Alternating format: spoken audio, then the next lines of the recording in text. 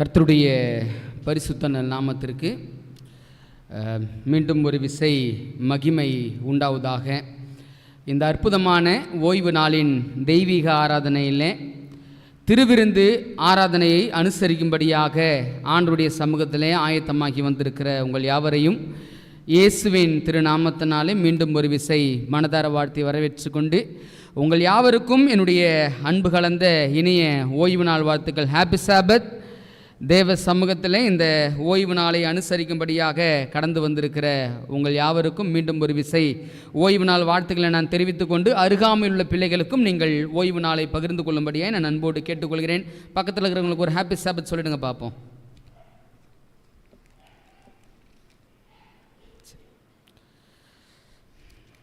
ரொம்ப சந்தோஷம். தேவன் இந்த அற்புதமான ஆராதனையை அனுசரிக்கும்படியாக வந்திருக்கிற உங்கள் யாவரையும் ஆசீர்வதிக்கவே ஆசீர்வதித்து பெருக செய்ய வேண்டும் என்பது என்னுடைய இருதயத்தின் வாஞ்சை, வேண்டுதல், விண்ணப்பம்.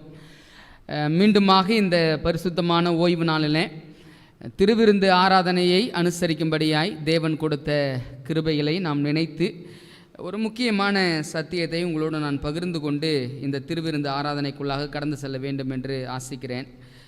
இந்த திருவிருந்து ஆராதனைகள் அப்படின்னு வரும்பொழுது சில கவனிக்க வேண்டிய மிக முக்கியமான காரியங்கள் உண்டு. நீங்கள் அந்த காரியத்தில் இருந்திருக்கிறீங்களா அப்படின்னு சொல்லி ஒரு கேள்வியோடு கூட நான் தொடங்க வேண்டும் என்று ஆசிக்கிறேன். திருச்சபையில் திருவிருந்து ஆராதனை அப்படின்னு சொல்லி ஒரு அறிவிப்பு கொடுக்கப்படும் பொழுது எத்தனை பேர் இந்த திருவிருந்துக்காக ஜெபம் பண்ணீங்க? சந்தோஷங்க. கடவுளை ஆசீர்வதிப்பாங்க. நமக்கு எல்லாருக்குமே ஒரு உண்மை தெரியும். அந்த உண்மை என்ன அப்படின்னா, நம்ம நல்லவங்க இல்லைன்ற உண்மை தெரியும். உண்மைதானே? நம்ம நல்லவங்க இல்லை, தேவன் ஒருவர் தான் நல்லவர். ஆனால் அந்த நன்மையான தெய்வம் நம்ம நல்லவங்களாக மாறணும் அப்படின்னு சொல்லி அவர் சில முறைமைகளையும் சில ஆசை விருப்பங்களையும் நம்முடைய மத்தியில் வைத்திருக்கிறார். அதில் ஒரு முறைமை தான் எது அப்படின்னா இந்த பரிசுத்தமான திருவிருந்து ஆராதனை. அவரை போல நாமும் நல்லவர்களாய் மாற வேண்டும், அவரை போல நாமும் பிதாவின் சிங்காசனத்தில் அமர வேண்டும் என்ற நோக்கத்திற்காக பரலோக தேவன் இந்த திருவிருந்து ஆராதனை நம்ம கொடுத்துருக்குறாங்க. ஒரு சத்தியத்தை நான் இந்த திருவிருந்து ஆராதனைக்காக நான் ஆண்டவருடைய சமூகத்தில் தியானித்து கொண்டிருந்தேன். சமீப காலமாக வேதாகமத்தில் உள்ள இடங்களையும் அந்த இடங்களுடைய அனுபவங்களையும் நான் தேடி படித்து கொண்டிருக்கிறேன். அதில் வேதாகமத்தை தொடர்ச்சியாய் படித்து கொண்டிருக்கும் பொழுது ஒரு மிக முக்கியமான ஒரு பகுதியை என்னால் பார்க்க முடிந்தது. அந்த பகுதியின் பேர் என்ன அப்படின்னா லோதபார். லோதபார் என்ற பகுதியை குறித்து நான் வேதாகமத்தில் படிக்க ஆரம்பித்தேன். அந்த லோதபார் என்ற பகுதியை படிக்க ஆரம்பித்த என்னுடைய வாழ்க்கையில் நான் அந்த லோதபாரின் அனுபவத்தில் இருக்கிறவனாய் இருந்ததை தேவன் எனக்கு காட்டி கொடுத்தாருங்க. ஸோ இன்னைக்கு இந்த சத்தியத்தை கேட்கிற நீங்களும் நாமும் லோதபாரின் அனுபவத்தில் இருக்கிறோமா அப்படின்ற ஒரு விஷயத்தை சிந்திக்க வேண்டிய ஒரு காலத்தில் நீங்கள் நானும் வாழ்ந்து கொண்டிருக்கிறோம். லோதபார், இந்த லோதபாரை குறித்து வேதாகமம் எங்கு சொல்கிறது?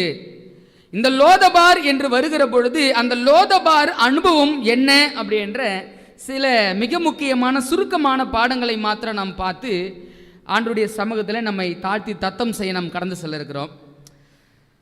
2 சாமுவேலின் புத்தகம், 2 சாமுவேலின் புத்தகத்துக்கு வருவோம் அப்படின்னா 9வது அதிகாரம், 2 சாமுவேலின் புத்தகம் 9வது அதிகாரம். இந்த 9வது அதிகாரத்தில் நான் குறிப்பிட்ட சில வசனங்களை வாசிக்கிறேன். அங்கே இந்த லோதபார் என்ற காரியம் வருகிறதா என்பதை ஒரு கணம் நம்ம பார்ப்போம். அங்கே 9வது அதிகாரத்தில் வசனம் பாருங்களேன். அந்த வார்த்தை லோதபார் என்ற வார்த்தை எங்கே வருகிறது என்பதை குறிப்பிட்ட வசனத்தை நான் வாசிச்சுட்டு சம்பவம் என்ன என்பதை தொடர்ந்து படிப்போம். வசனம் 3-4 பாருங்க, நான் வாசிக்கிறேன்.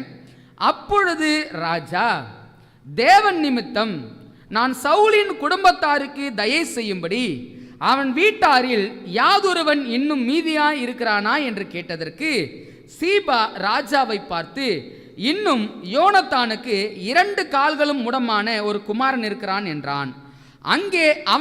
அவன் எங்கே என்று ராஜா கேட்டதற்கு சீபா ராஜாவை பார்த்து, இதோ அவன் லோதபாரிலே அம்மியலின் குமாரனாகிய மாகீரின் வீட்டில் இருக்கிறான் என்றான். லோதபார் என்ற வார்த்தை வருகிற இடம் எது அப்படின்னா இந்த 2 சாமுவேல் புத்தகம் 9வது அதிகாரம் 4வது வசனங்க. சம்பவத்தை நான் உங்களுக்கு முன்பதாக வைத்து அந்த சம்பவத்தில் நமக்காக இருக்கிற படிப்பினை பாடங்கள் என்ன என்பதை ஒரு நம்ம தியானிக்க போகிறோம். சத்திய வசனங்களை தியானிக்க இருக்கிற நாம் சத்திய ஆவியானவருடைய துணையோடு நம்ம இந்த வசனங்களை வாசிப்போம் அப்படின்னா நிச்சயமாய் இது நமக்கு ஆசீர்வாதமாக இருக்கும். ஒரு ஜெபத்தை எடுப்போம். கிருபை நிறைந்த தகப்பனே, சத்திய ஆவியானவரே, சத்திய ஆவியானவர் உங்களுக்குள்ளாய் வரும் பொழுது அவர் சகல சத்தியத்திற்குள்ளும் உங்களை நடத்துவார் என்ற வார்த்தைக்கு இணங்க என் தெய்வமே சத்தியத்துக்காக ஏங்க நிற்கிறோம் அப்பா. இந்த உலகத்தில் வாழ்கிற நாங்கள் மாசுள்ள வாழ்க்கையை வாழ்ந்து கொண்டிருக்கிறோம், பாவ வாழ்க்கையை வாழ்ந்து கொண்டிருக்கிறோம்ப்பா, பரிசுத்தமில்லாத வாழ்க்கையை வாழ்ந்து கொண்டிருக்கிறோம் தகப்பனே. நாங்கள் உம்மை போல பரிசுத்தமுள்ளவர்களாய் மாற வேண்டும் என்பதே எங்களுடைய இருதயத்தின் வாஞ்சை, எங்கள் உள்ளத்தின் விருப்பம் என்பதை நாங்கள் புரிந்து கொள்கிறோம் தகப்பனே. நீங்கள் உதவி செய்யுங்கப்பா. ஏதோ இந்த சம்பவத்தை படிக்கிற நாங்கள் இது சவுலின் குமாரனாகிய ஆண்டவரே யோனத்தானின் மகனாகிய அந்த மேவி புஸ்தகத்துக்கு நடந்த ஒரு சம்பவம் என்று நாங்கள் படித்து கடந்து போய்விடாதபடி அந்த சம்பவத்தில் நாங்கள் எங்கே இருக்கிறோம், எங்கள் நிலை என்ன என்பதை குறித்து தேவன் எங்களுக்கு உதவி செய்யும்படியாய் மீட்பெரும் இரட்சகருமா இருக்கிற இயேசு கிறிஸ்துவின் வல்லமையுள்ள நாமத்தில் ஜெபிக்கிறோம். எங்கள் ஜெபம் கேளும் நல்ல பிதாவே, ஆமென்.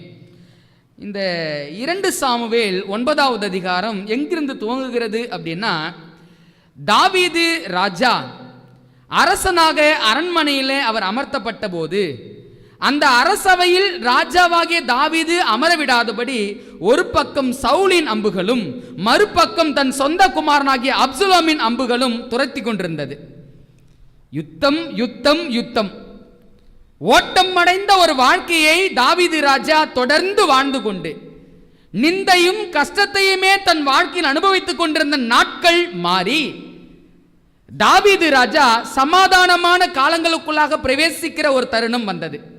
அந்த தருணத்தில் இவர் எங்கே உட்கார போறார் அப்படின்னா, மீண்டுமாக அந்த அரசவையில் அமருகிற வாய்ப்பை தேவன் தாவீது ராஜாவுக்கு கொடுத்து அவருடைய எதிரிகளுக்கு முடிவை உண்டாக்கி சமாதானத்தை ஏறலி, இந்த சமாதானத்தின் தேவன் சமாதானமான சூழ்நிலையும் வாழ்க்கையும் யாருக்கு கொடுக்கிறார் அப்படின்னா இந்த தாவீது ராஜாவுக்கு கொடுக்கிறார். பெரும்பாலும் இந்த பழைய ஏற்பாட்டு காலங்களில் ஒரு ராஜா அரசவைக்கு வந்து உட்கார்றாங்க அப்படின்னா அவங்க செய்கிற முதல் காரியம் ஒன்று இருக்குங்க. என்ன காரியம் செய்வாங்க தெரியுங்களா? ஒரு ராஜா அரசவையில் வந்து உட்கார்றாங்க அப்படின்னா அவன் முதலாவது செய்ய நினைக்கிற காரியம் என்ன அப்படின்னா, முன்னாடி இருந்த ராஜாவுடைய வம்சத்தில் எவனா ஒருத்தவன் இருக்கிறானான்னு தேடுவாங்க. ஏன் தேடுறாங்க? அவன் நிமித்தம் மீண்டும் அந்த அரசாணை அந்த அரசவையை நான் இழந்துவிடக் கூடாது என்பதற்காக ராஜா என்ன செய்வான் அப்படின்னா, அந்த முன்னாடி இருந்த ராஜாவின் குடும்பத்தில் ஒருவனையும் மீண்டு வைத்திருக்க கூடாது என்று சொல்லி அவர்களுடைய வம்சத்தை முடிவுக்கு கொண்டு வர வேண்டும் என்று சொல்லி அரசவையில் உட்கார்ந்திருக்கிற ராஜா அந்த சந்ததிக்கு முடிவை உண்டாக்க யாராவது ஒருத்தவன் இருக்கிறானான்னு தேடிக்கிட்டு இருப்பாங்க. தாவீது ராஜாவும் அப்படிதான் என்ன செய்யறாரு அப்படின்னா, மீண்டுமாக அரசவையில் வந்து உட்கார்ந்துருக்கிறாரு. இவரும் அதே போல தேடுதலை ஏறெடுக்கிறார். யாரை தேடுறாரு? வசனம் அந்த 9வது அதிகாரத்தில் 1வது வசனத்தை நான் வாசிக்கிறேன். யோனத்தானின் நிமித்தம் என்னால் தயவு பெறத்தக்கவன் எவனாவது சவுலின் வீட்டாரில் இன்னும் மீதியா இருக்கிறவன் உண்டா என்று தாவீது கேட்டான். எல்லா ராஜாவும் கேட்கறதுக்கு வேற ஒரு அர்த்தம் உண்டுங்க. இந்த வம்சத்தில் மீண்டும் ஒருவனும் இந்த அரசவைக்கு வரக்கூடாது, அதனால வம்சத்தையே அழித்து விட வேண்டும் என்று கேட்கிற ராஜாக்கள் மத்தியில இங்க ஒரு ராஜா வந்திருக்கிறாரு. இந்த ராஜா கேட்கிற கேள்வி என்ன அப்படின்னா, யோனத்தானின் நிமித்தம் சவுலின் குடும்பத்தாரில் நான் தயை செய்வதற்கும் இரக்கம் செய்வதற்கும் யாராவது ஒருவன் உண்டோ? இந்த 1வது வசனத்தை வாசிக்கும் போது ஒரு கேள்வி எழும்புகிறது. ஏன் யோனத்தானின் நிமித்தம்? ஏன் யோனத்தானின் நிமித்தம் சவுலின் குடும்பத்திற்கு தயை செய்வதற்கு இந்த தாவீது ராஜா நினைக்கிறாரு? தாவீது ராஜா வாழ்க்கையை வெறுக்கிற அளவிற்கு துரத்தப்பட்டு அம்புகளால் தொடர்ச்சியாக அந்த சூறையாடப்படுவதற்கு குறிவைக்கப்பட்ட ஒரு குடும்பம் எந்த குடும்பம்னா சவுலின் குடும்பம். சவுலின் குடும்பத்தை எப்படியாகிலும் முடித்துவிட வேண்டும் என்று நினைக்கிறதுல ஒரு நீதி நியாயம் உண்டு. ஆனால் இந்த தாவீது ராஜா என்ன செய்யறாரு அப்படின்னா, நான் யோனத்தானின் நிமித்தம் சவுலின் குடும்பத்திற்கு பழி வாங்குதலை அல்ல எதை கொடுக்கணும்னு நினைக்கிறாரு? சமாதானத்தையும் ஆசீர்வாதத்தையும் ஐஸ்வர்யத்தையும் கொடுக்குவதற்கு வகை தேடுவதற்கு காரணமாக இருந்த ஒரு பேரை சொல்றாரு. சவுலி நிமித்தம் அல்ல, யார் நிமித்தம்? யோனத்தானின் நிமித்தம். நமக்கு எல்லாருக்குமே தெரியும் இந்த யோனத்தானும் இந்த தாவீதும் எப்படிப்பட்ட சிநேகம் உள்ளவர்களாக இருந்தார்கள் அப்படின்னு சொல்லி. தாவீதும் யோனத்தானும் சொல்றாங்க, என் உயிரை போல உன்னை நான் என்ன பண்ணேன்? நேசிச்சேன். அதான் சொல்லுவாங்கல்ல, அவனா எனக்கு உயிர் அப்படின்னு சொல்லுவாங்க பாருங்க. அந்த உயிரை போல சிநேகித்தவர்கள் யார் அப்படின்னா இந்த யோனத்தானும் தாவீதும். சவுல் எப்படியாகிலும் தாவீதை கொல்ல வேண்டும் என்று சொல்லி அவன் வகை தேடி சுற்றி கொண்டிருந்த சூழ்நிலையில யோனத்தான் தாவீதை பாதுகாத்து அவனை அனுப்பிவிடும் பொழுது ஒரு கோரிக்கை யோனத்தான் தாவீதுக்கு முன்னதாக வைத்தான்.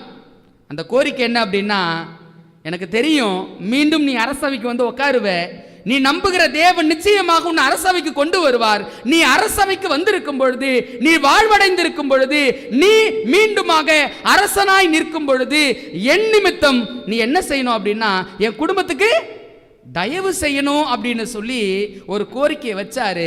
இந்த யோனத்தானுக்கும் தாவீதுக்கும் மத்தியில ஒரு உடன்படிக்கை ஏற்படுத்தப்பட்டது. அந்த உடன்படிக்கையின் நிமித்தமாக தாவீது சொன்னா, யோனத்தானே உன் நிமித்தம் உன் சந்ததி நிச்சயமாக நான் நம்புகிற தேவன் என்னை வாழ்வடைந்திருக்க செய்வார். நான் வாழ்வடைந்திருக்கும் பொழுது உன் சந்ததிக்கு இரக்கத்தை செய்வேன் என்று சொல்லி இருவரும் மாறி மாறி ஏற்படுத்தப்பட்ட அந்த உடன்படிக்கையின் நிமித்தமாக தாவீது ராஜா மீண்டும் அரசவைக்கு வந்துட்டாரு. நியாயப்படி பார்த்தா பழிவாங்குதலின் காரியத்தை தான் தாவீது ராஜா கையில் எடுத்திருக்கணும். ஏன்னா அவ்வளோ நிந்தை, அவ்வளோ கஷ்டம், அவ்வளோ பாடுகள். ஆனால் இந்த பழிவாங்குதலின் சிந்தையை ஒதுக்கிவிட்டு இங்கு தயை செய்கிற சிந்தையை எடுப்பதற்கான காரணம் என்ன? எல்லாருக்கும் தெரியும், தாவீது ராஜா தேவனுடைய இருதயத்துக்கு ஏற்றவர்னு தெரியும். தாவீது ராஜா தேவனுடைய இருதயத்துக்கு ஏற்றவன் என்ற குணம் வெளிப்படுகிற இடம் எது அப்படின்னா, பழி வாங்குவதற்கும் சூறையாடுவதற்கும் வம்சத்தை அழித்தொழிப்பதற்கும் 1000 காரணங்கள் இருந்தாலும் கூட பழி வாங்குதலின் சிந்தையை தொடாமல் மன்னிப்பையும் தயவையும் கொடுக்கக்கூடிய அந்த சிந்தையை தாவீது வைத்திருந்தபடியினால தான் தாவீது எப்படிப்பட்ட மனுஷன்? தேவனுடைய இருதயத்துக்கு ஏற்றவன்.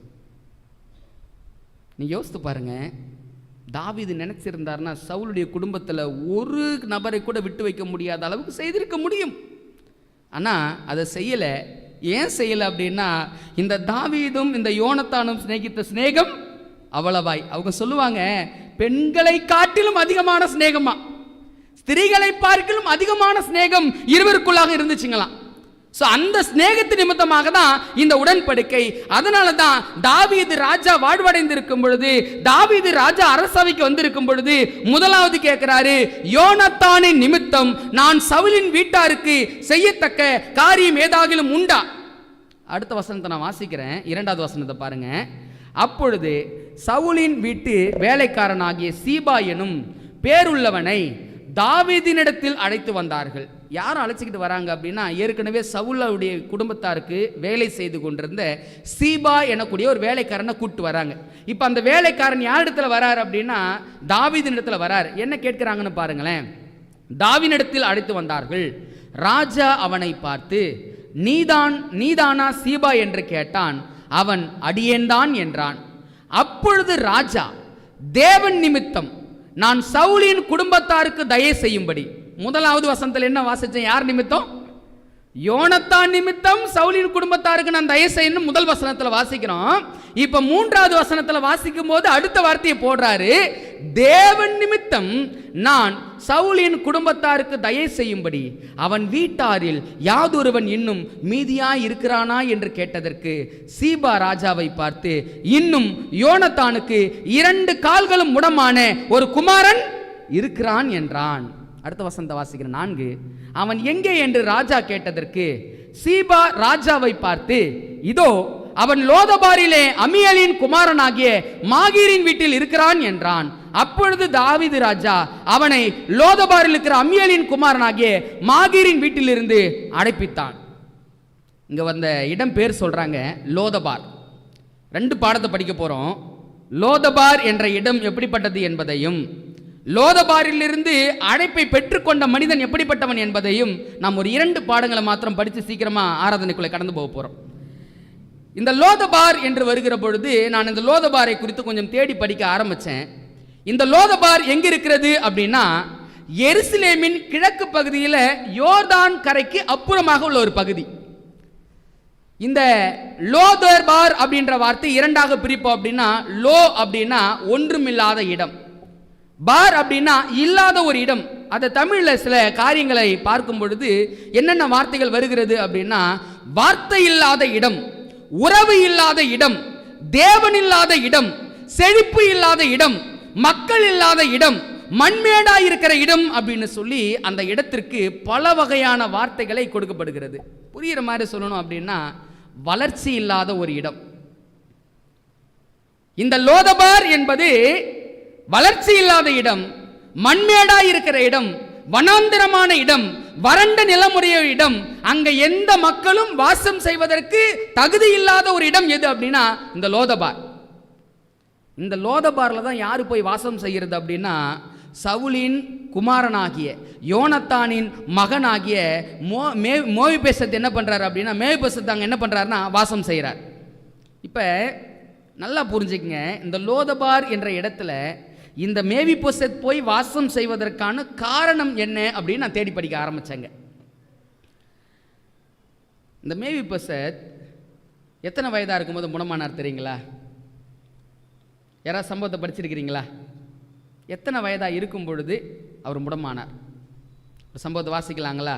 பாருங்க, இதே 2 சாமுவேல் புத்தகத்துக்கு வருவோம் அப்படின்னா, இந்த நபரை குறித்து வேதாகமும் சில மிக முக்கியமான காரியங்களை சொல்லுது. அதை கொஞ்சம் நான் வாசித்து நான் உங்களுக்கு சொல்லணும்னு நினைக்கிறேன். 2 சாமுவேல் புத்தகம் 4வது அதிகாரம் 4வது வசனத்தை பாருங்க. சவுலின் குமாரன் யோனத்தானுக்கு 2 காலும் முடமான ஒரு குமாரன் இருந்தான். சவுலும் யோனத்தானும் மடிந்த செய்தி எஸ்ரேலிலிருந்து வருகிற பொழுது அவன் 5 வயதுள்ளவனாய் இருந்தான். எத்தனை வயசுங்க? 5 வயசு. 5 வயசுள்ள ஒரு பிள்ளைக்கு என்ன செய்தி வருது அப்படின்னா, உன் தாத்தாவும் உன் தகப்பனும் மடிந்து போனார்கள், யுத்தத்தில் அவர்களுக்கு மரணம் நேர்ந்தது, அவர்களை எதிரி அழித்து விட்டான் என்ற செய்தி கேட்ட மாத்திரத்தில் இவங்களுக்கு பயம் வந்துருச்சு. இந்த யோனதான் வீட்டில் வேலை செய்து கொண்டிருந்த ஒரு வேலைக்காரி என்ன செய்யறாங்க அப்படின்னா, இந்த நபரையும் அவர்கள் அழித்து விடுவார்கள், இந்த ராஜாவின் சந்ததி வெளிவரக்கூடாது என்பதற்காக இந்த நபரையும் அழித்து விடுவார்கள் என்று சொல்லி அவனை தூக்கி கொண்டு வேகமா ஓடுறாங்க. வேகமாய் ஓடுகிற சமயத்தில் என்ன நடந்துச்சு அப்படின்னா, இந்த மேவிபோசேத் கீழே விழுந்து அந்த 2 கால்களும் முடமானது அப்படின்னு சொல்கிறாங்க. பார்த்தீங்களா? காரணம் என்ன அப்படின்னு சில வேத வல்லுநர்கள் என்ன எழுதியிருக்கிறாங்கன்னா, இவருக்கு ஸ்பைனல் அட்டாக் வந்துருச்சுங்களா. இந்த முதுகு தண்டுவடம் இருக்குது பார்த்தீங்களா, அந்த முதுகு தண்டுவடத்தில் கீழே விழுந்ததில் பிரச்சனை ஆயிடுச்சுங்களா. பிரச்சனை ஆனபடியினால 2 கால்களும் நடக்க முடியாத சூழல். இன்னைக்கு நல்லா யோசித்து பாருங்க, 2 கால்களும் நடக்க முடியாத நபர்கள் நிறைய பேர் நீங்க பார்க்க முடியும். அவங்களுக்கு என்ன பிரச்சனையா இருக்கும் அப்படின்னா, அந்த ஸ்பைனல் பிரச்சனை தான். 5 வயதா இருந்த இந்த மேவிபோசேத் கீழே விழுந்ததுனால இவருக்கு என்ன நடந்துடுச்சு அப்படின்னா, கால்கள் 2ம் முடமாய் இருந்ததை நம்ம பார்க்குறோங்க. எத்தனை வயசா இருக்கும்போது இவர் கால்கள் முடமாச்சு? 5 வயதா இருக்கும்போது. 5 வயதா இருக்கும் பொழுது முடமான இந்த மேவிபோசேத் எங்க போய் அவர் வாசம் செய்கிறார் அப்படின்னா, லோதபார் என்ற இடத்துல போய் வாசம் செய்கிறாரு. லோதபார் என்ற இடத்துல வாசம் செய்வதற்கான காரணங்களை நாம் வாசிக்கும் பொழுது மிக முக்கியமான சில காரணங்களை சொல்றாங்க. என்ன இந்த லோதபார்ல இந்த மேவிபோசேத் என்ன நினைச்சிட்டாரு அப்படின்னா, இவர்கள் கால்கள் 2 முடமாச்சு பாருங்க. கால்கள் 2ம் முடமானி போனதுனால இவன் முதலாவது நினைத்தது என்ன அப்படின்னா, நான் மீண்டும் எந்த அரசவைக்கு போக முடியாது, என் தகப்பனுடைய அரசவைக்கு என்னால் போக முடியாது. குறுகிய மனப்பான்மை உடையவனாய் இந்த நபர் மாறிவிட்டார். குறுகிய மனமுடையவனாய் மாறின இந்த மேவிபோசேத் மீண்டுமாக நான் அரசவைக்கு செல்ல முடியாது என்பதை சிந்தித்தார். இரண்டாவதாக, என்னை யாரும் அங்கீகரிக்க மாட்டார்கள். ஏன்னா எப்படி இருக்கிறாரு? 2 கால்களும் முடமா இருக்கிறாரு. ஒருவேளை மீண்டுமாக அந்த அரசவைக்கு போறார் அப்படின்னா மக்கள் எல்லாம் இந்த நபரை பார்த்து என்ன சொல்லுவாங்க? 2 கால்களும் முடமா இருக்கிற இவனா நமக்கு ராஜா. இந்த எண்ணத்தை யாரு மனசுக்குள்ள போடுறது அப்படின்னா, இந்த மேவிபோசேத் மனசுல போட்டு யோசிக்கிறாரு, நான் 2 கால்களும் முடமானவன், என்னை யார் அங்கீகரிப்பாங்க? ரொம்ப குறுகிய வாழ்க்கை. அடுத்தது சொல்றாரு, நான் இன்னைக்கு ராஜாவுடைய பிள்ளையும் இல்லை. அடுத்தது அவர் சொல்றாரு, நான் மறக்கப்பட்ட நபர். ஏன் மறக்கப்பட்ட நபர் அப்படின்னா, லோதபாரில் போய் இருக்கிறது எந்தப்படி இடம்னா வறண்ட பூமி, தண்ணீர் இல்லாத காடு, மறைவிடமான ஒரு இடம். யாரெல்லாம் எருசலேமில் இருந்து தப்பி வைக்க வேண்டும் என்று நினைக்கிறாங்களோ அவங்க தான் அந்த லோதபார் பகுதியில் போய் வாசம் செய்வாங்களாம். அங்கே இருக்கிற மக்களை குறித்து கொஞ்சம் தேடி படிக்க ஆரம்பித்தேன். தேடி படித்ததில் அங்கே இருந்த மக்கள் எல்லோரும் ரொம்ப மோசமான மனநிலையில மக்களாம். இப்போ அவர்கள் மத்தியில் தான் யாரும் வாழ்ந்துக்கிட்டு இருக்கிறாங்க அப்படின்னா, இந்த மேவிபோசேத் வாழ்ந்து கொண்டிருக்கிறான். இந்த மேவிபோசேத் அங்கே வாழ்ந்து கொண்டிருக்கிற சூழ்நிலையில் இவனுடைய மனநிலையும் எப்படி இருந்துச்சு அப்படின்னா, நான் அங்கீகரிக்கப்படாத ஒரு நபர், நான் மறக்கப்பட்ட ஒரு நபர், நான் எதற்கும் உதவாத ஒரு நபர், நான் எதற்கும் தகுதி இல்லாத ஒரு நபர் என்ற நிலை இந்த மேவிபோசேத்தினுடைய மனதில் காலம் காலமாக இருந்தபடியினால எருசலேமில் வாசம் செய்ய வேண்டிய இந்த மேவிபோசேத் எங்க வாசம் செய்து கொண்டிருக்கிறான்? லோதபாரில் வாசம் செய்து கொண்டிருக்கிறான். தாவீது யோனத்தான் நிமித்தமும் தேவன் நிமித்தமும் சவுலின் குடும்பத்தாருக்கு நான் தயவு செய்ய வேண்டும் என்று நினைத்து அந்த சீபாவை அடைத்து கேட்டதற்கு அவன் சொன்னான், ஆமா மேவிபோசேத் ஒரு நபர் இருக்கிறான், அவன் லோதபாரில் இருக்கிறான் என்று சொன்ன மாத்திரத்தில் தாவீது ராஜா என்ன சொல்றாருன்னு பாருங்களேன். வசனம் நான் வாசிக்கிறேன், கொஞ்சம் கவனத்தோடு கவனிங்க. சவுலின் குமாரனாகிய யோனத்தானின் மகன் மேவிபோசேத் தாவீதினிடத்தில் வந்தபோது முகங்குப்புற விழுந்து வணங்கினான். என்ன செஞ்சானா? முகங்குப்புற. ஏன் முகங்குப்புற விழுந்தான்? ஏன் முகங்குப்புற விழுந்தான்? நீங்க யோசித்து பாருங்க. இவன் லோதபாரில் மறைந்து வாழ்ந்து கொண்டிருக்கிறான். இப்போ ஒரு செய்தி அவனுக்கு போகிற செய்தி என்ன அப்படின்னா, தாவீது ராஜா உன்னை தேடுறாரு, உன்னை அழைத்து கொண்டு வர சொன்னார்னு சொன்ன மாத்திரத்தில் இவன் இதயத்துக்குள்ள என்ன செஞ்ச ஓடி இருக்கும்? போச்சுரா, என் தாத்தா செய்த தவறு நிமித்தமா தாவீது ராஜா என்ன அழிக்க போறாரு. நான் இது எல்லாம் வேணான்னு சொல்லி தான் இப்படி மறக்கப்பட்ட வாழ்க்கையை வாழ்ந்தேன். நான் இது எல்லாம் வேணான்னு சொல்லி தான் ஒடுக்கப்பட்ட வாழ்க்கையை வாழ்ந்தேன். நான் இந்த வாழ்க்கையை வேணான்னு சொல்லி தான் இப்படி நான் வாழ்ந்து கொண்டிருக்கிறேன். ஆனா தாவீது ராஜா மீண்டும் என்னை அழைக்கிறாரே அப்படின்னு சொல்லி இந்த நபர் உள்ளத்துக்குள்ள வந்திருக்குமா வந்திருக்காதா? வந்ததுனால தான் தாவீது ராஜாவுக்கு முன்னாடி போய் என்ன பண்றான்?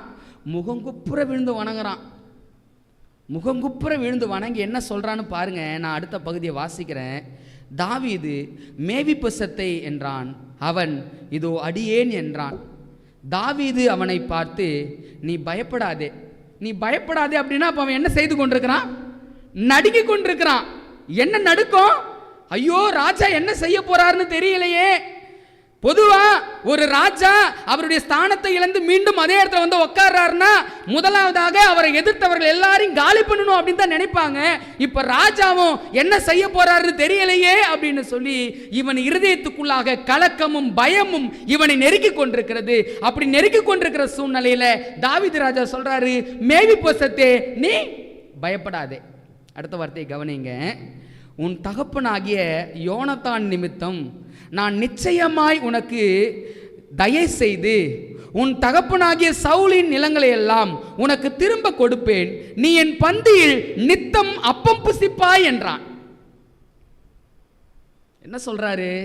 உன் தகப்பு நிமித்தம், உன் தகப்பனாகிய சவுலின் நிமித்தம், யோனத்தான் நிமித்தம் நீங்க எதையெல்லாம் இழந்தீங்களோ அந்த இழந்த ஆசீர்வாதங்களை எல்லாத்தையும் நான் மீண்டும் கொடுத்து அந்த ஆசீர்வாதங்களோடு இணைத்து நான் என்ன செய்ய போறேன் அப்படின்னா, நீ நித்தமும் என்னோடு கூட பந்தியிலே எதை புசிப்பாய்?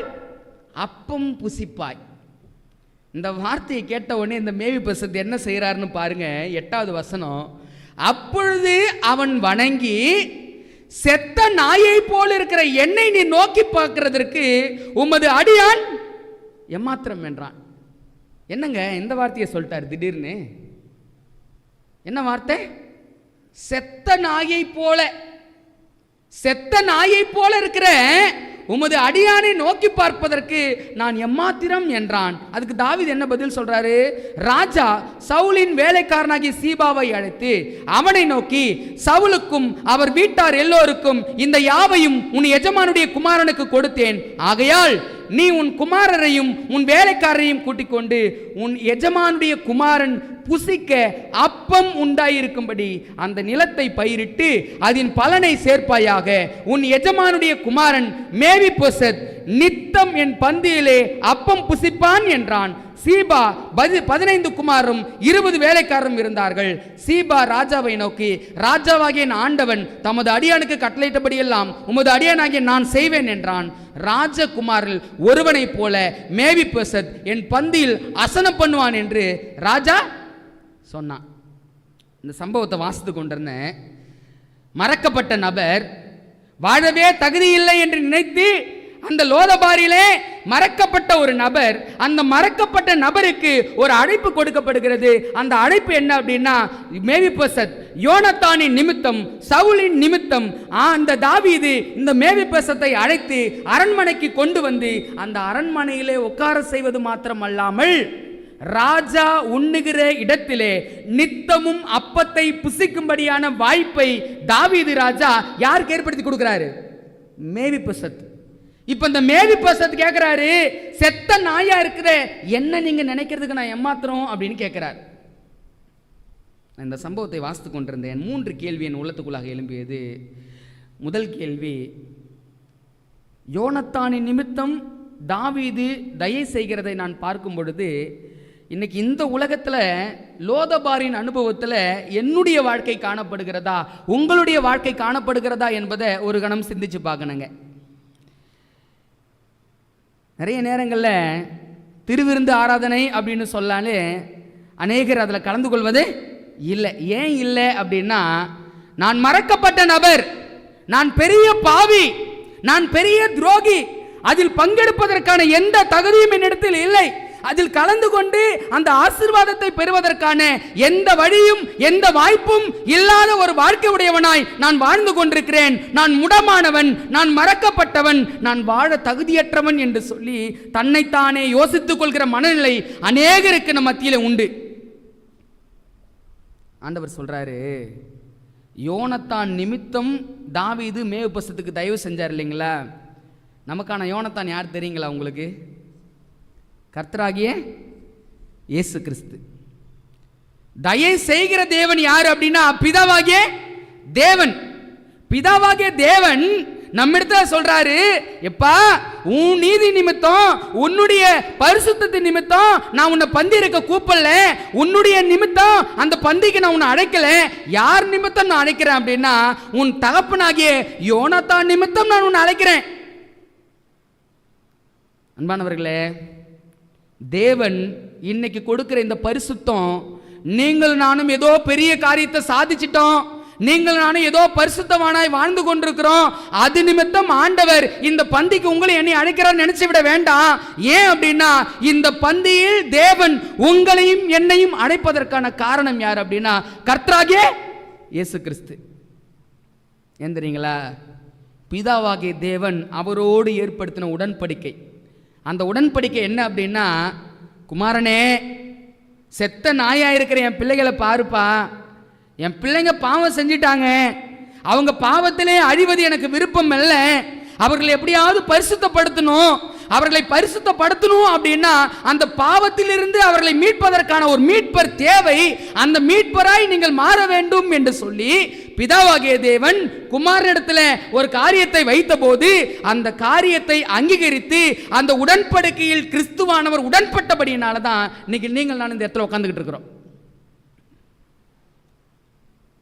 நீங்கள் நானும் அனுபவிக்கிற இந்த ஆசீர்வாதம் உன் நிமித்தமோ என் நிமித்தமோ அல்லங்க, நம்மை உண்டாக்கிய கர்த்தராகிய இயேசு கிறிஸ்துவின் நிமித்தமே நீங்கள் நானும் இந்த பந்தியிலே அமர்ந்து இருக்கிறோம். ஒருவேளை நீங்க சிந்திக்கலாம், ஆண்டவரே, நான் மேவிபோசத்தை போல மறக்கப்பட்ட மனிதனா இருக்கிறேனேப்பா, என்னெல்லாம் யாருப்பா அங்கீகரிப்பாங்க, என்னை பார்த்தாலே தூரம் போயிடுறாங்களே, என்னை இப்படியெல்லாம் பேசுறாங்களே ஆண்டவரே, என் வாழ்க்கை இப்படி நிந்தனைக்குள்ள ஆயிடுச்சு ஆண்டவரே, நான் இத்தனை காலங்களாய் மறக்கப்பட்ட வாழ்க்கையோடு நான் வாழ்ந்து கொண்டிருக்கிறேனே ஆண்டவரே, என்னை நினைப்பதற்கு ஒரு மனிதனும் இல்லையா ஆண்டவரே, நான் இவ்வளோ வேதனையோடு வாழ்க்கை நடத்தி கொண்டிருக்கிறேன் ஆண்டவரே, என்னை நினைப்பதற்கு ஒருவரும் இல்லையோ என்று சொல்லி மேவிபோசத்தை போல நீங்களும் அந்த லோதபாரின் அனுபவத்தில் நீங்கள் வாழ்ந்து கொண்டிருக்கலாம். ஒரே ஒரு காரியத்தை நான் சொல்கிறேன், உலகம் உங்களை மறைத்து நிந்தித்து உங்களை கஷ்டப்படுத்தி வேதனைப்படுத்தி ஓரம் கட்டி ஒதுக்கி வைத்தாலும் கூட உங்களையும் என்னையும் நினைக்கிற ஒரு ராஜா ஒருவர் உண்டு. அந்த ராஜா நினைக்கிறபடியினாலதான் இன்னைக்கு இந்த அழைப்பை கொடுக்கிறாரு. உலகத்தின் பார்வையில நீ பாவியாவே இருந்துட்டு போ, ஆனா என் பார்வையில் நீ பாவியா இருப்பது எனக்கு விருப்பம் அல்ல. நீ பாவியா இருக்க கூடாது என்பதற்காக தான் இந்த திருவிருந்து ஆராதனை. பாவத்தோடு நீங்கள் நானும் ஜீவனம் செய்யக்கூடாது என்பதற்காக தான் தேவன் இந்த பந்தியை ஆயத்தப்படுத்தியிருக்கிறார். இந்த பந்தியை ஆயத்தப்படுத்தின காரணமும் நோக்கமும் நீங்கள் நானும் பாவிகளாகவே இருந்துவிடக் கூடாது, அந்த பரலோக ராஜ்யத்தில் நித்தமும் அவரோடு அப்பம் புசிக்க வேண்டும் என்பதற்காக தான் ஆண்டவர் இந்த அழைப்பை கொடுக்கிறாருங்க. அன்பானவர்களே, சிந்திச்சு பார்ப்போம். நீங்கள் நானும் பிதாவினுடைய சிங்காசனத்தில் உட்கார்ற அளவுக்கு தகுதி உள்ளவர்களா? ஆனால் ஆண்டவர் சொல்றாரு, நான் எப்படி என் பிதாவின் சிங்காசனத்தில் உட்கார்றனோ அதே போல நீங்களும் உட்காரும்படி உங்களுக்கு அருள் செய்வேன் ஆண்டவர் சொல்றாரு. அப்படின்னா உங்கள் நிமித்தம் என் நிமித்தம் அல்ல, நமக்காக பிக்கப்பட்ட சரீரமாய் நமக்காக சிந்தப்பட்ட ரத்தத்தை ஊற்றி நம்மை மீட்ட கர்த்தராகிய இயேசு கிறிஸ்துவின் நிமித்தமே இந்த ஸ்லாக்கியமும் இந்த பாக்கியமும் கிடைக்கிறது. நீங்க சிந்திச்சு பாருங்க, எத்தனை பேர் இன்னைக்கு இந்த திருவிருந்தில் கலந்து கொள்ளணும்னு யோசித்து பாருங்க. திருவிருந்தில் ஒருவேளை வந்திருக்கிற எத்தனை பேர் நீங்கள் பங்கெடுக்க போறீங்கன்னு எனக்கு தெரியாது. முடிச்ச உடனே எத்தனை பேர் எழுந்து போவீங்கன்னு எனக்கு தெரியாது. ஆனால் ஒரே ஒரு விஷயத்தை நான் சொல்கிறேன், உங்களுக்காக ரத்தம் சிந்தப்பட்ட இந்த போதகர் அல்ல, உங்களுக்காக ரத்தம் சிந்தப்பட்ட உங்க சக பக்கத்தில் இருக்கிற நபர்கள் அல்ல, உங்களுக்காக மீட்பை அருளியவர் இந்த உலகத்தின் மனிதன் அல்ல, உங்களுக்காக ரத்தத்தை சிந்தி மீட்டவர் கர்த்தராகிய இயேசு கிறிஸ்து. அவருடைய பந்துக்குள் வருவதற்கு நீங்கள் நானும் உதறிவிட்டு போகிற வாழ்க்கையோடு வாழ்வோம். அப்படின்னா நமக்கு என்ன மீட்பு கிடைக்கும்? யாரை உதாசனப்படுத்துறோம்? உங்களுக்காகவும் எனக்காகவும் இந்த பூமியில் அடிக்கப்பட்ட ஆட்டுக்குட்டியாய் மாறி உங்களுக்காகவும் எனக்காகவும் கொடுமைகளையும் வேதனைகளையும் அனுபவித்து பிதாவாகிய தேவனோடு உடன்படிக்கை ஏற்படுத்தி இந்த நாள் வரைக்கும் அந்த உடன்படிக்கைக்காக தன் சொந்த ரத்தத்தை கரத்திலே வைத்து பிதாவே பிதாவே என் சொந்த ரத்தம் பரிந்து பேசல முடிச்சிடாதீங்கன்னு சொல்லி இம்மட்டுமாக பரிந்து பேசிக் கொண்டிருக்கிற தேவனை நம்ம நினைக்கிறோமா? சக மனிதனை நம்ம நினைக்கிறோமா? யாருக்காக திருவிருந்து? மனுஷனுக்காகவா? தேவனுக்காகவா? யாருக்காக இந்த திருவிருந்து? எதற்காக இந்த திருவிருந்து? நான் பாவி, இந்த பாவியை மனம் திரும்பதற்குள்ளாக அழைக்க வேண்டும் என்ற காரணத்துக்காக தான் தேவன் இந்த ஆராதனையை கொடுத்தாரு. ஆனா இந்த ஆராதனையை நான் பங்கெடுக்காம யாரை நினைச்சதை தள்ளிவிட்டு போய்கிட்டு இருக்கிறேன். நான் பவுல் சொன்னது போல நானும் கேட்கணும்னு ஆசைப்படுறேன். பவுல் அவங்களுக்காக மரிச்சான் அப்படின்னு கேட்கிறாரு. அதே போல உங்களுக்காக மரித்தது யார்? கர்த்தராகிய இயேசு கிறிஸ்து தானே. அவருக்காக அல்லவா நீங்க இந்த பந்திக்கு வரணும். கிறிஸ்து சொன்னாரு, நீங்களும் போய்விட மனதா இருக்கிறீர்களோன்னு கேட்டார். யாரை பார்த்துங்க கேட்டாரு? மக்கள் எல்லாம் வந்தாங்க, உபதேசத்தை கேட்டாங்க. உபதேசத்தை கேட்டு எல்லாம் அப்படியே திரும்பி போயிட்டாங்க.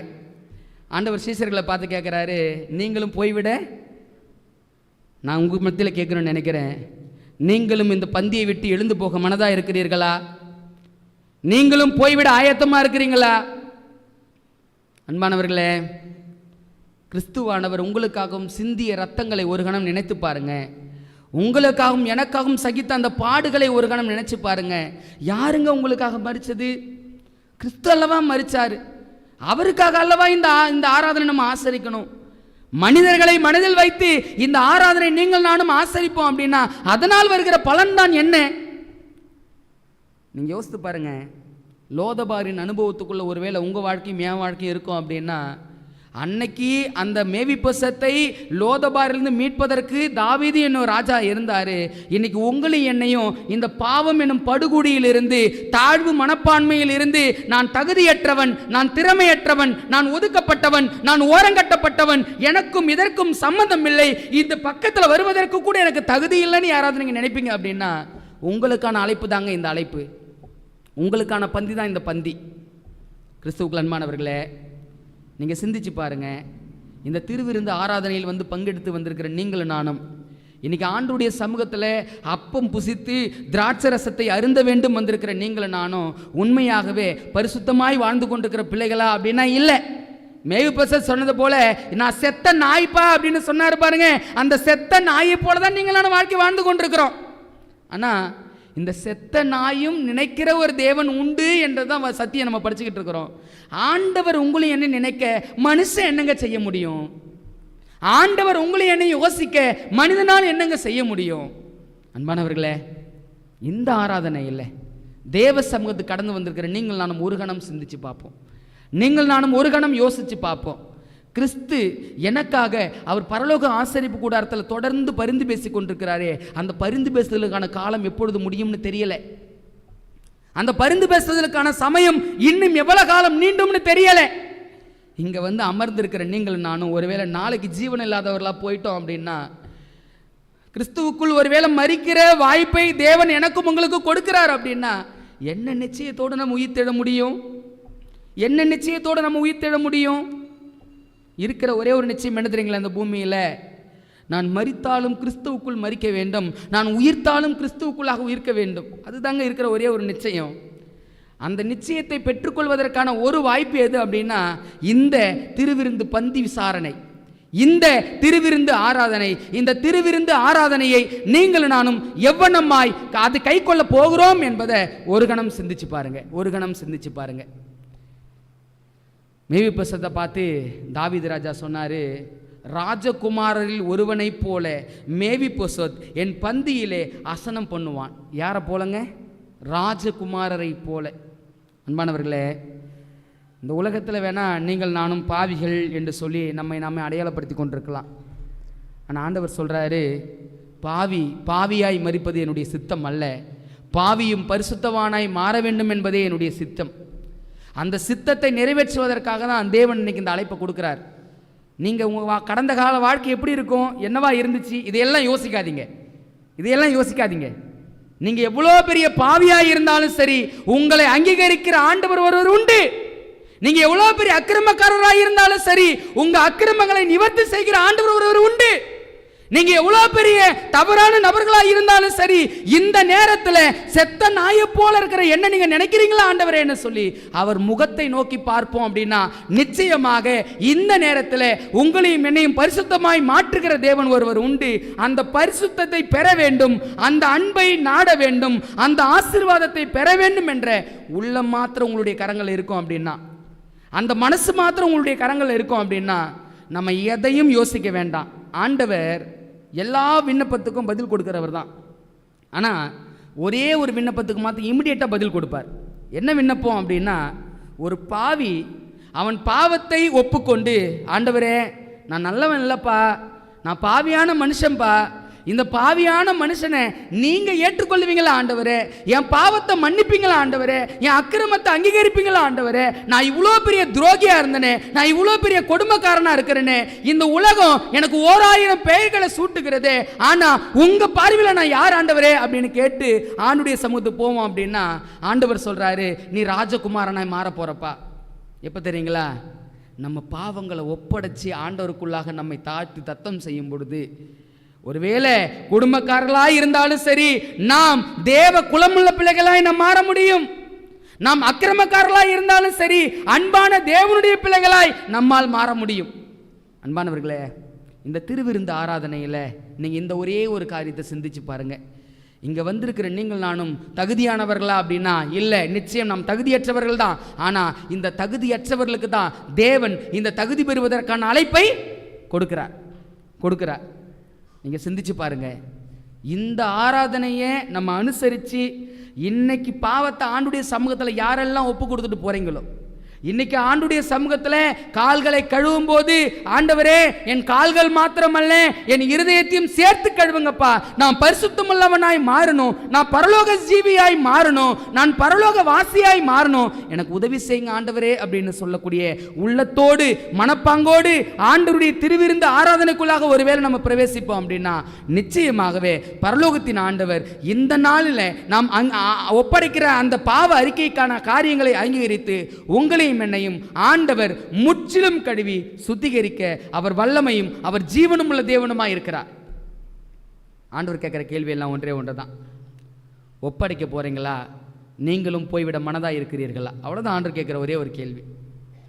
ஒப்படைப்பீங்க அப்படின்னா, இந்த செய்தி முடிஞ்ச ஒரு 3 நிமிடம் உங்களுக்கு நேரத்தை கொடுக்குறேன். இதே இடத்துல முழங்கால் போட்டு ஆண்டுடைய சமூகத்தில், கடந்த காலங்கள் வாழ்க்கை இப்படியெல்லாம் நான் வாழ்ந்துட்டேன்பா, கடந்த காலத்தில் இப்படியெல்லாம் என் வாழ்க்கை இருந்துருச்சுப்பா, ஆனால் நான் மாறணும்னு ஆசைப்படுறேன் ஆண்டவரே, நான் மாறி உங்கள் ராஜ்யத்துக்குள்ளே பிரவேசிக்கிற ஒரு வாழ்க்கையோடு நான் வரணும்னு ஆசைப்படுறேன் ஆண்டவரே, என்னை அங்கீகரிப்பீங்களாப்பா, என்னை ஏற்றுக்கொள்வீங்களாப்பா அப்படின்னு அந்த இருதயத்தோடு ஆண்டுடைய சமூகத்துக்கு நீங்கள் போய் பாருங்க.